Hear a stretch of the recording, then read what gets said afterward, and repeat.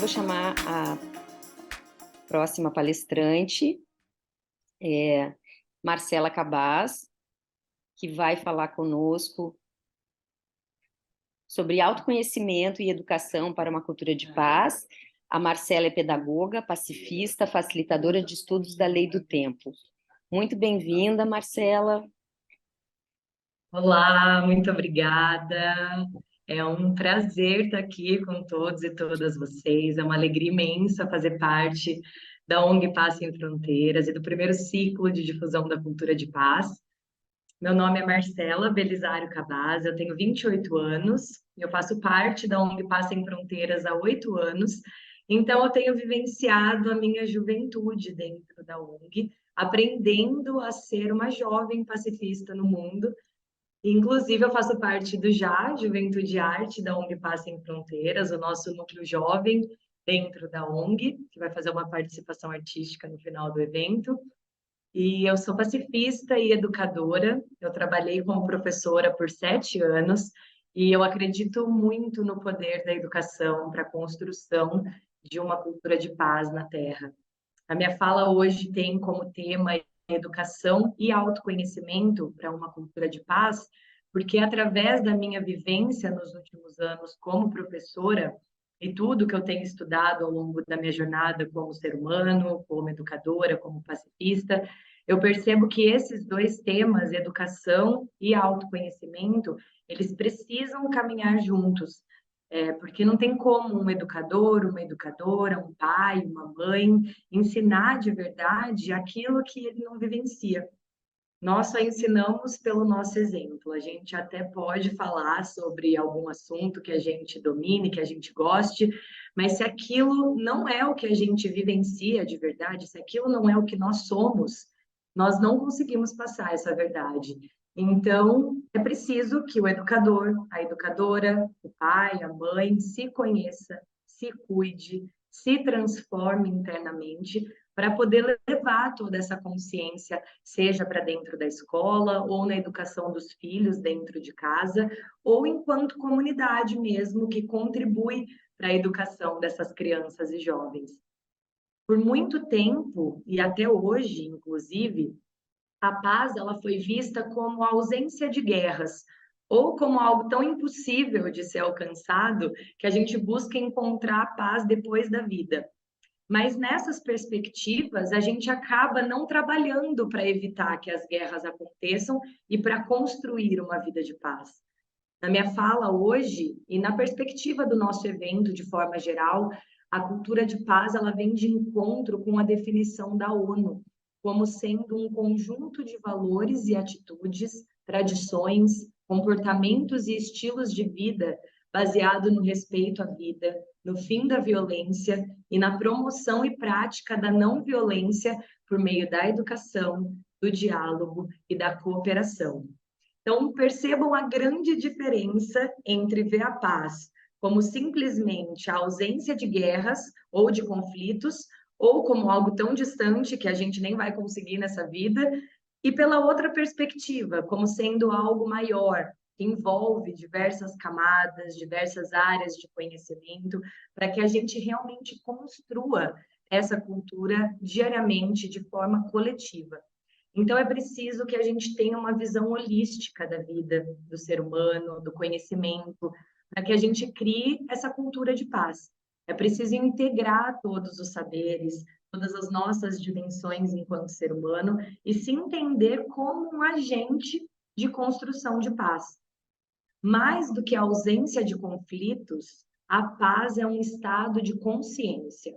Essa frase está dentro do livro A Arte de Viver em Paz, do educador e psicólogo francês Pierre Weil, que residiu no Brasil e fundou a Universidade da Paz, a Unipaz, que é em Brasília e hoje tem várias sedes dentro do Brasil e em Portugal também. Eu deixo esse livro, A Arte de Viver em Paz, como uma bela indicação de um livro assim muito importante para a construção dessa cultura de paz.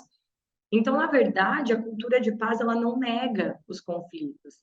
Nós sabemos que eles irão existir, que eles inclusive fazem parte da natureza humana, porque o conflito, por definição, é o ato, o estado ou o efeito de duas ou mais pessoas divergirem, ou o resultado da diferença entre valores, crenças, opiniões, objetivos e necessidades. Então, é certo que nós iremos divergir nas opiniões e discordar uns dos outros. Inclusive, isso é importante para a construção de um mundo diverso, que considera a pluralidade de pensamentos, de estilos de vida. Mas a cultura de paz, ela traz a possibilidade de nós utilizarmos da educação, do diálogo, para resolvermos os nossos conflitos de maneira pacífica. Não negando o conflito, mas resolvendo os conflitos de uma outra maneira. Então, nós conhecemos a história do mundo através das guerras, infelizmente, e das dominações de um povo sobre o outro. E com isso, a nossa comunicação é de dominação, a nossa forma de educar as crianças é de dominação, e por aí vai. Inclusive, nós estamos presenciando nesse momento uma guerra e tantos outros conflitos violentos no nosso país e no mundo. E foi num cenário pós duas guerras mundiais, em 1945, que foram criadas a ONU, a Organização das Nações Unidas, e a Unesco, a Organização das Nações Unidas para a Educação, a Ciência e a Cultura. A ONU, ela surge como um espaço onde todas as nações do mundo podem se reunir, discutir problemas comuns, encontrar soluções partilhadas que beneficiem toda a humanidade. E a Unesco vem como uma agência especializada da ONU para a educação, a ciência e a cultura, para promover uma compreensão mútua entre os povos e o respeito pelo nosso planeta para fortalecer a solidariedade intelectual e moral da humanidade. Então, a Unesco entendeu que os acordos econômicos e políticos entre os estados não são suficientes para construir uma paz duradoura. É necessário unir os povos através do diálogo entre culturas e da cooperação mútua. E foi através desses órgãos, ONU e Unesco, que o termo cultura de paz surgiu e começou a ser difundido pelo mundo no final do século XX. Ou seja, tudo isso é muito recente. Nós ainda estamos no início da construção do pensamento e das ações sobre o que é cultura de paz, entendendo como, de fato, trazer tudo isso para o nosso dia a dia, para as nossas ações. E em tudo que eu leio sobre essa construção, eu sempre vejo que a educação e o conhecimento do nosso ser internamente estão na base dessa cultura. Eu vejo que a cultura de paz ela é uma cultura que envolve todas as outras, envolve todos os países, todos os povos. A cultura de paz ela não é e não pode ser exclusivo de um único povo ou de um único lugar. É uma cultura que fala sobre o respeito à vida, à diversidade, às diferentes culturas e modos de ser, e nos convida a abraçar todas essas formas de vida e criar uma rede de cooperação no qual todos e todas se sentem parte, podem ser ouvidos, acolhidos e podem se ver como parte dessa construção. O primeiro parágrafo da Constituição da Unesco traz a seguinte frase: uma vez que as guerras se iniciam nas mentes dos homens, da humanidade, é na mente dos homens que devem ser construídas as defesas da paz. Então, não é uma pessoa sozinha que faz a guerra e não é uma pessoa sozinha que vai construir a paz. Mas é dentro da mente, e toma a liberdade de acrescentar do coração de cada ser humano que tudo isso nasce. Então, se nós alimentamos e fortalecemos uma educação e uma cultura de violência, nós estamos criando essa visão de mundo e, consequentemente, estamos criando relações e estilos de vida que criam cada vez mais violência. Mas nós somos capazes de criar e fortalecer a visão de mundo que a gente quiser criar. Então, eu pergunto para todos e todas nós, qual é o mundo que nós queremos criar?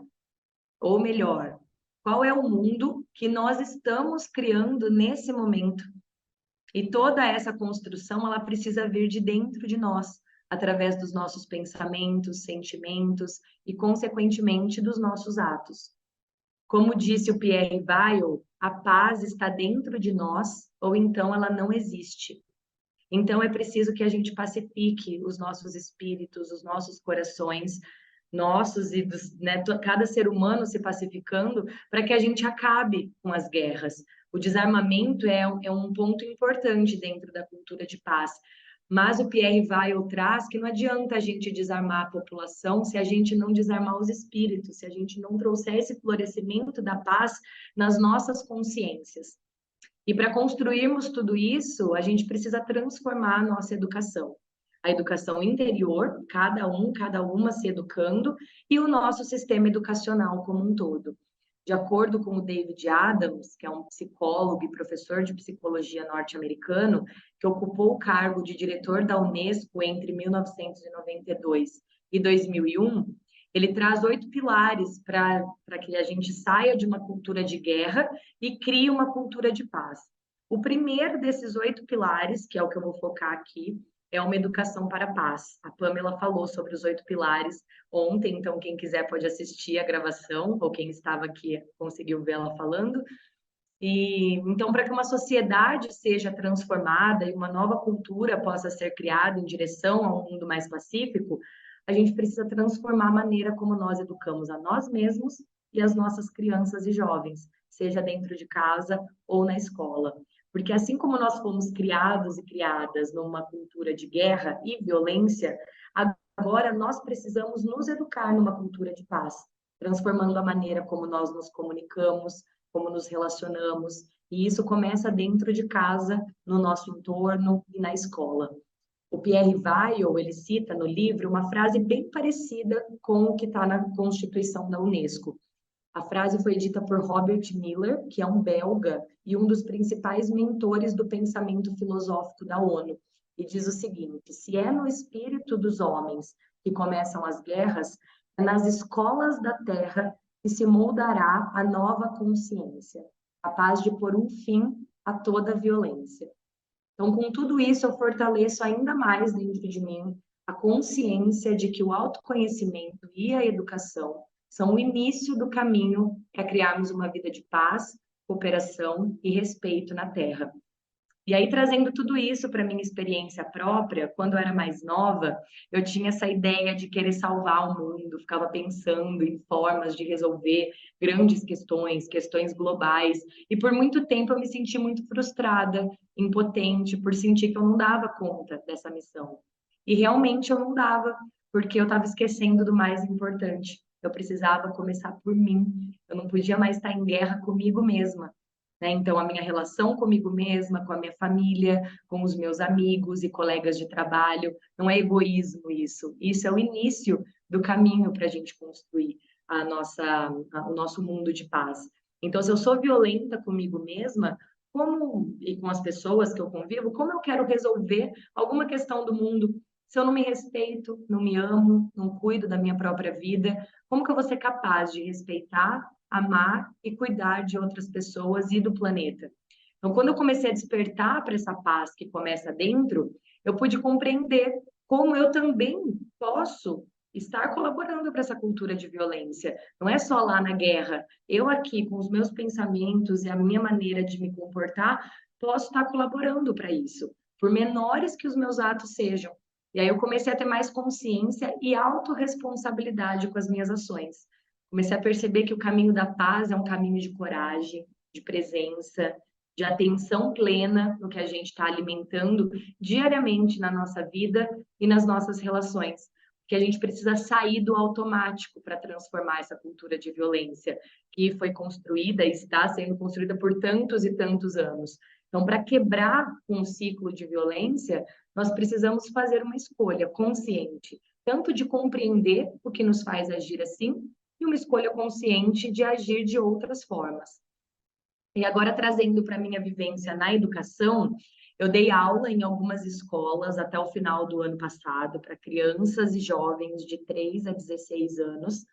E ao longo desses anos, eu pude perceber na minha própria vida e na dos meus colegas de trabalho que, infelizmente, o nosso sistema educacional está adoecendo os professores e as crianças, porque ele vem reforçando uma cultura de violência que traz uma visão fragmentada da vida.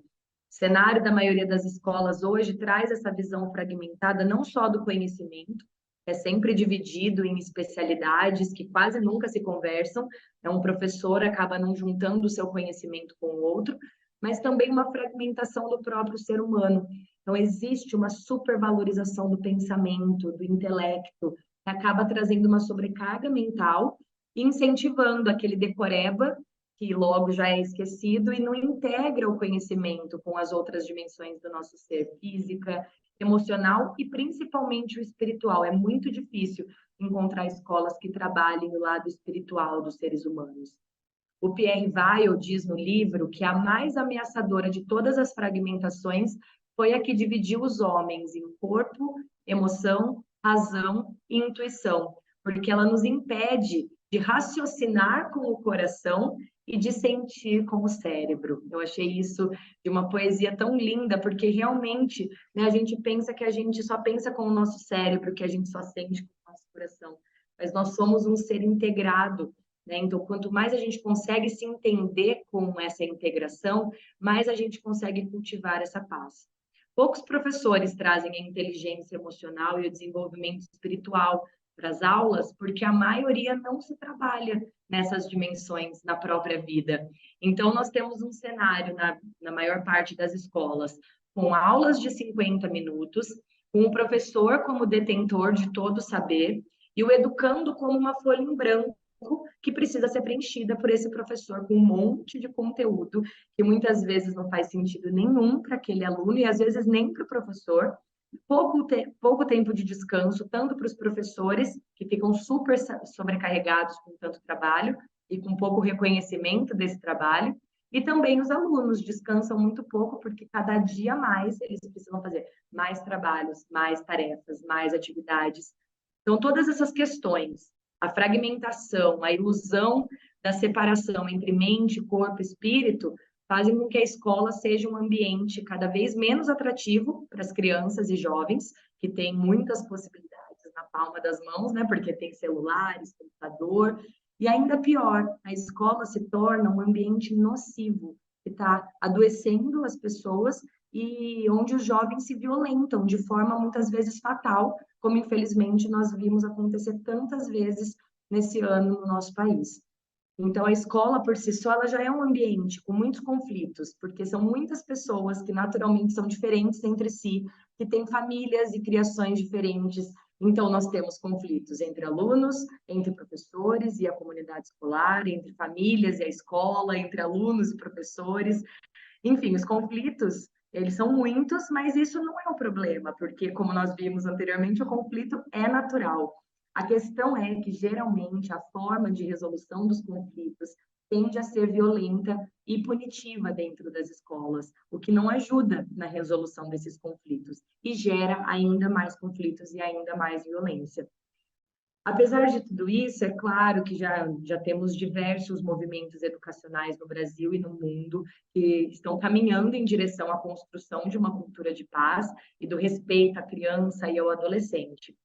E agora eu vou trazer um pequeno resumo sobre a história da educação, da escola e do entendimento das infâncias, para a gente entender como que a gente chegou até aqui e como é urgente a transformação dessa forma de educar para que a gente possa sair desse círculo vicioso de repetição dos padrões para criar uma sociedade mais pacífica. Então, a gente passa pelo entendimento das infâncias, porque são várias formas de vivenciar esse período da vida. A gente passa por uma maneira que vai desde o total desconhecimento e entendimento do que é a infância lá na antiguidade, né? E a infância e suas fases de desenvolvimento. E aí depois vem uma visão da criança como um mini adulto, que é capaz de interagir já da mesma forma que os adultos interagem e que acabam fazendo as mesmas coisas. Então, as crianças que trabalham, se casam, são exploradas de diversas maneiras. E foi só na Idade Moderna que as crianças começaram a ser vistas como um ser social, que está no núcleo das relações familiares, mas ainda assim levou um bom tempo, e até hoje ainda se tem essa visão, de se entender que a criança vai muito além de uma folha em branco, que a criança não precisa ser preenchida por conteúdos pelos adultos. A criança, mesmo dependente de um adulto e ainda construindo seus saberes, ela é um sujeito completo. Ela tem tantos direitos quanto um adulto. E a infância, ela precisa ser vista como uma fase da vida em si, e não como uma preparação para a vida adulta. Por isso, porque é isso que acontece, né, ainda nos dias de hoje. A gente prepara as crianças para o que está por vir e não deixa elas viverem o que é agora. E a criança é pura presença.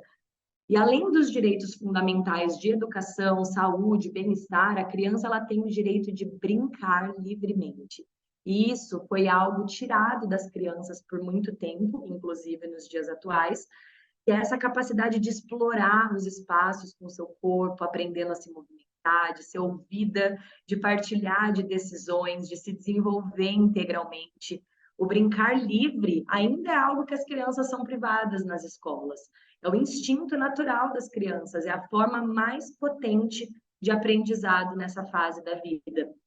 E os processos educativos, eles são o resultado da cultura das sociedades e também produzem essa cultura, né? Então, vai alimentando e vai sendo alimentada. E a palavra escola, por incrível que pareça, vem do grego skole, que significa lugar do ócio, porque é onde as pessoas iam no seu tempo livre para refletir sobre a vida. Vários centros surgiram na Grécia por iniciativa de diferentes filósofos, e essas escolas que nós temos hoje em dia, multitemáticas, né, com muitas disciplinas, elas surgiram só no século XIX, século XX. Então, as escolas, elas são instituições novas, né, e traz, assim, hoje, né, o que a gente vê como escola, tirou muito desse nosso instinto, que se a gente olha lá para trás, a gente vivia como caçadores-coletores. Então, a gente explorava, né, o ambiente, ia atrás, né, de possibilidades, se movimentava muito, e aí surgiu a agricultura, e as pessoas começaram a se fixar nos lugares onde elas estavam plantando. As famílias começaram a aumentar, mais trabalho, e aí as crianças começaram ou a trabalhar nos campos, ou cuidando dos irmãos mais novos, porque as famílias eram muito grandes. Então, a agricultura, ela trouxe muitas mudanças importantes para a nossa vida. Nessa perspectiva que eu vou trazer aqui, é para olhar para isso, como mudou um pouco a relação da criança, né? Então, trouxe a distinção entre classes, quem tem terra, né, manda, e quem não tem, trabalha. Então, a criança já era vista como alguém que servia a outra pessoa. E as crianças também começaram a trabalhar nas fábricas com a industrialização, em ambientes totalmente prejudiciais para a saúde, sem ver a luz do dia, trabalhando muitas horas por dia. E foi apenas no século XIX que a Inglaterra aprovou leis limitando, em partes, o trabalho infantil. E aí, com isso, foi surgindo a ideia da fase da infância como um momento de aprender, e com isso os espaços de aprendizado eles foram se espalhando. Aí vem a educação através da religião, então existem muitas escolas hoje em dia ainda, né, com essa visão religiosa. E a educação para criar trabalhadores para as fábricas. Então, apesar das crianças pararem de trabalhar, elas começaram a ser preparadas para quando chegasse o momento delas de trabalhar. Então, né, trago essa comparação da escola hoje em dia, por exemplo, o sinal escolar. Muitas escolas não têm mais sinal, mas eu estudei a vida inteira numa escola que na hora do intervalo era aquele pé, que é de fábrica, horário, a grade curricular, tudo vindo para aprisionar, para deixar ali dentro, preso naquele pensamento, naquela ideia, né? Então, as escolas, elas também já foram vistas, e ainda tem escolas, né, que são vistas para criar bons patriotas, futuros soldados, né? E claro que tinham as pessoas que viam a escola como um lugar de proteção para as crianças, mas sempre nessa visão de impor o que a criança tinha que fazer. É muito recente essa construção da criança conseguir contribuir para criar, para escolher, para ter liberdade do que ela quer fazer. E com o crescimento, né, das escolas, as pessoas começaram a pensar no aprendizado como o trabalho das crianças. Eu, inclusive, já coloquei o que você faz, né, com que você trabalha. Eu sou estudante, estudo, né, como um trabalho mesmo. E foi essa substituição. A escola substituiu o trabalho no campo e nas fábricas. E esse brincar ficou só para o recreio. Então, você fica trabalhando, que é o estudar, e na hora do recreio você tem ali 20, 30 minutos para extravasar. Quem já presenciou um intervalo infantil com crianças sabe o grande caos que é isso, porque eles ficam presos dentro da sala de aula por muito tempo, e na hora que eles têm essa liberdade para poder brincar, eles não sabem muito bem como fazer, porque eles não têm essa liberdade. E aí eu vi uma frase em uma das teses que eu li que me doeu assim, mas é uma grande realidade, que diz o seguinte: as crianças cujo instinto do brincar é forte demais para aguentar as aulas, elas não são mais espancadas, elas são medicadas. Então, as crianças, antigamente, elas eram muito violentadas nesse nível mesmo de apanhar muito, e hoje em dia elas são medicadas. Eu já vi várias crianças, já dei aula para muitas que chegam assim com seus instintos totalmente abafados porque estão medicadas e muitos professores também medicados para aguentar esse sistema. Então, foi só no período pós-industrial que a criança passou a ser compreendida com as suas características, necessidades próprias, que surgiram os direitos da criança, né? A Convenção sobre os Direitos da Criança, com a Assembleia Geral da ONU, o Estatuto da Criança e do Adolescente surgiu em 1990. Então, isso tudo é muito recente. Então, essa dignidade da criança, né? Esse olhar para que a criança ela merece ser cuidada, ela precisa ser cuidada, né? Todo esse olhar para a infância de proteção é muito recente. A gente precisa proteger as crianças porque é nessa fase da vida que as conexões cerebrais são muito potentes. Então, as crianças elas têm uma capacidade de trazer o novo de uma forma muito maravilhosa. Então, a criança ela precisa ser cuidada, precisa de afeto, de amor, para a gente construir essa sociedade de paz. Então, aqui eu encerro a minha fala, agradeço a oportunidade de falar sobre isso e agradeço a presença de todos e todas. Muito obrigada, Marcela, por essa palestra maravilhosa também. Essa noite está muito especial, com as temáticas incríveis. Esse encontro está maravilhoso. Então, hoje, alguém gostaria de fazer alguma pergunta?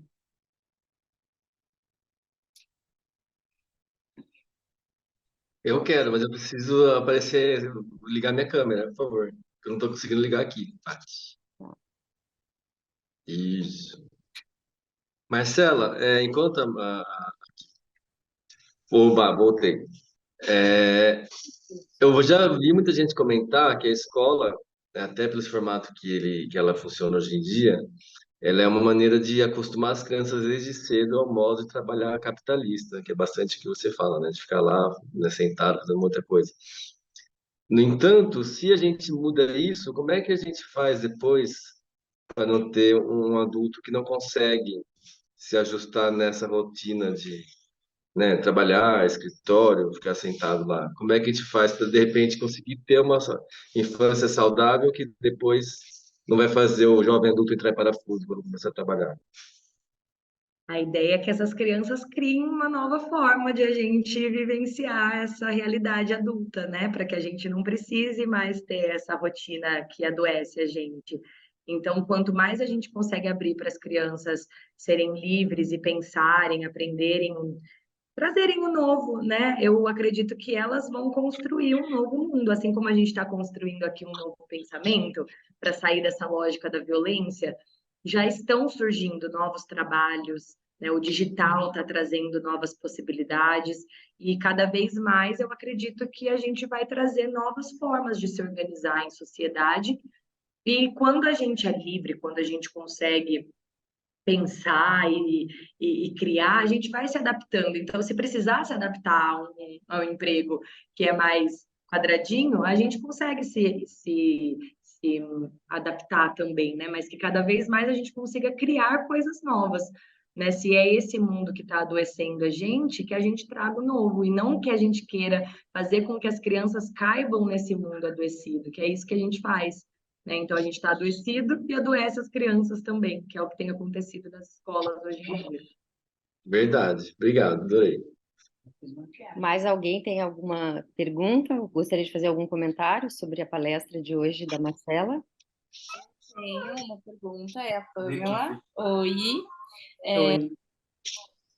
Você como educadora, na época que você trabalhava nas escolas, quando você via um conflito assim de adolescentes, você como pacifista, como você fazia assim para ter essa resolução daquele conflito? Olha, com as crianças menores, eu parava, né? O momento ali é complexo com crianças menores, quando você não tem ajuda, quando você fica sozinha com crianças menores, é mais complexo.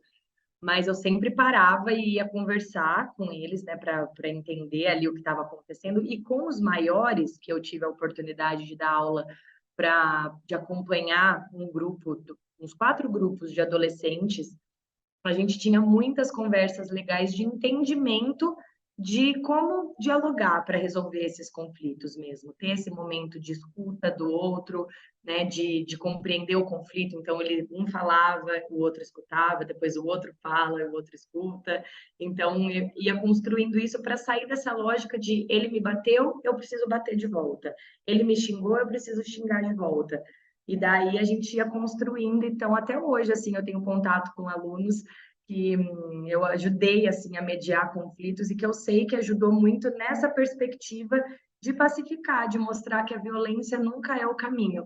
Então eles foram aos poucos, eu vi assim que eles iam aprendendo a mediar por eles mesmos, muitas vezes os conflitos, porque você vai aprendendo os mecanismos de como pacificar esses diálogos e era muito legal assim de ajudar nessa compreensão. Eu também dei aula de ensino religioso que falava sobre cultura de paz, que trazia uma perspectiva das religiões integradas e então eu falava sobre cultura de paz com os educandos que eu dei aula e isso foi muito legal.